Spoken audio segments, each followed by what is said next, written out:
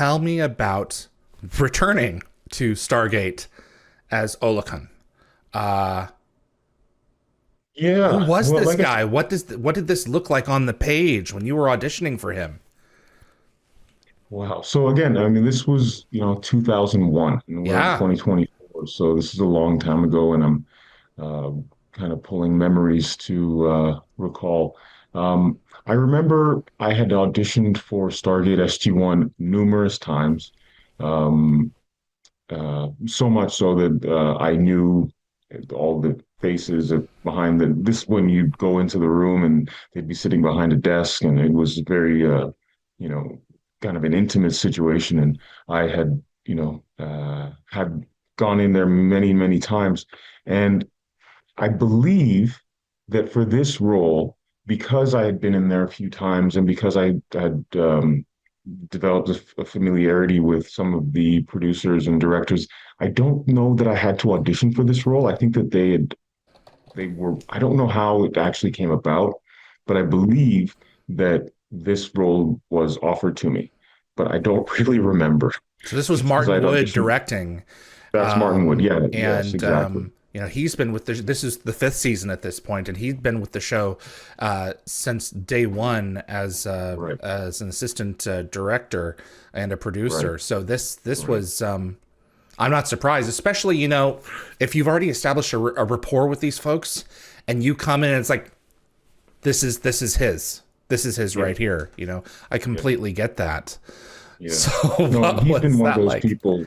He's been one of those people that has just been a real bright light in this Yeah, industry, and yeah. I think he's you know been supportive of a lot of people. So I can't. I'm not just speaking for myself when I say this. Is that he's one of those people that just gives an actor a lot of confidence and a lot of uh, he's just a really positive, knowledgeable person. So when he gives you that, I believe in you, let's go for it. You believe in yourself. And so, yeah, I feel like, you know, I had a lot of that energy of, yeah, let's do this. I feel really good about this. And then, again, the concept wasn't really revealed to me until I basically showed up for work. And actually, no, I showed up for wardrobe fitting. Yeah. And then I started to get a picture of what we were doing. And What was and I that saw, picture? What did that look like? I'm sure you didn't just see your oh, costume. You probably saw some of the others. It's like, what is I this going to saw, be?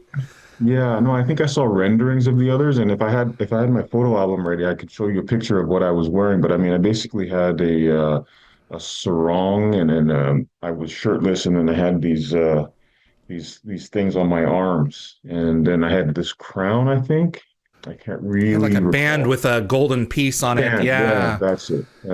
And so Badass. yeah, no, I mean, so from your perspective, that's how it looked. From my perspective, I wasn't sure that it was going to look silly. Sure. But I also knew that, I was working with serious people, and if they had a vision, that I just needed to fall in line and deliver on that vision, because I couldn't see the whole picture. And that's also what happens as an actor a lot of times, is that you get to see what you're going to, it's like a jigsaw puzzle, right? And so you know what your piece is going to be, but you don't know how the whole picture is going to come together, right?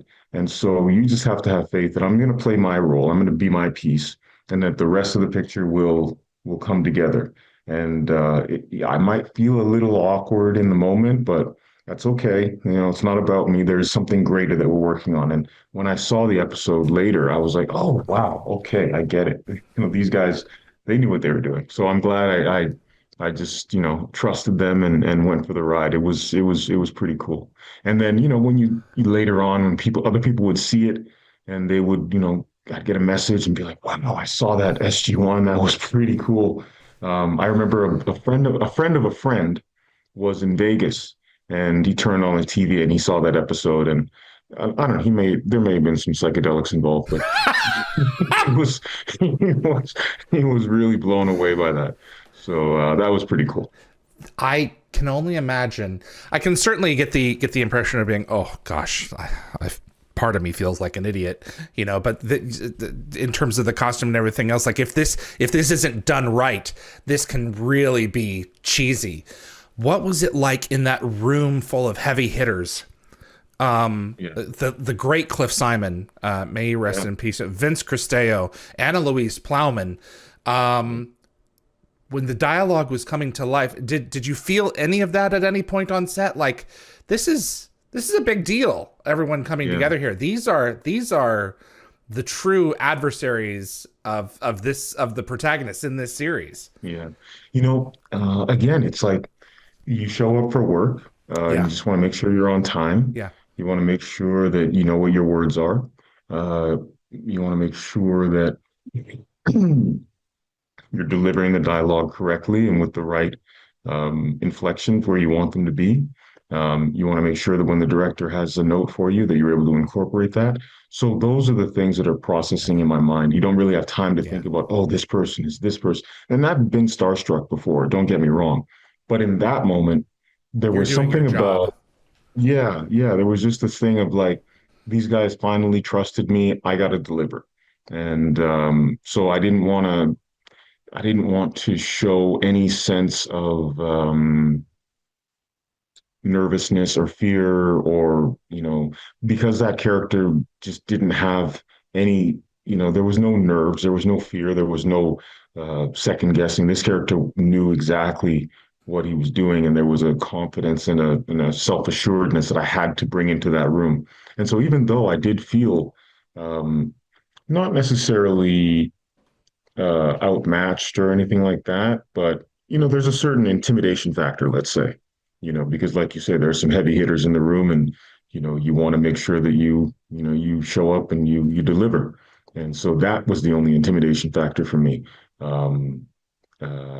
So yeah, Absolutely. I felt that, but I felt like I took that and I put that into my work, and that was for me the most important thing. And also, I think at the time, at that moment in time, I was doing a play as well. So I worked on the show during the day and then I'd go rehearse at night. And so I didn't really have time to reflect on, being intimidated or being scared or being nervous. I was really just trying to make sure I hit my marks and got everywhere I needed to be and, did the job. There is a certain amount of just relying on the people around you to help uplift you and just taking a part in the process. You can pinch yourself later for doing a specific assignment. But yeah, I completely get where it's, you just kind of let yourself go and do your thing, and then hope that the work speaks for itself. That's it. And I mean, there was certainly, like I said, there was an awareness that this is a big show and that a lot of people watch it, and there was a certain pressure in the air. But like I said, my top priority was, get to where I need to be on time, make sure I know my lines, be present so that I can be, receptive to whatever I need to be told or whatever I need to hear, and do the job. And ultimately, that was a really memorable experience. It was a fantastic experience, in terms of just, feeling like, from the kid who did that David Mamet play 5 years earlier, to being on set with these, big shots. It felt good. It felt really good. And I wanted to earn that feeling. Thanks for watching this clip from Dial the Gate. You can find the full live stream shows on our YouTube channel or visit dialthegate.com for the complete schedule. See you on the other side.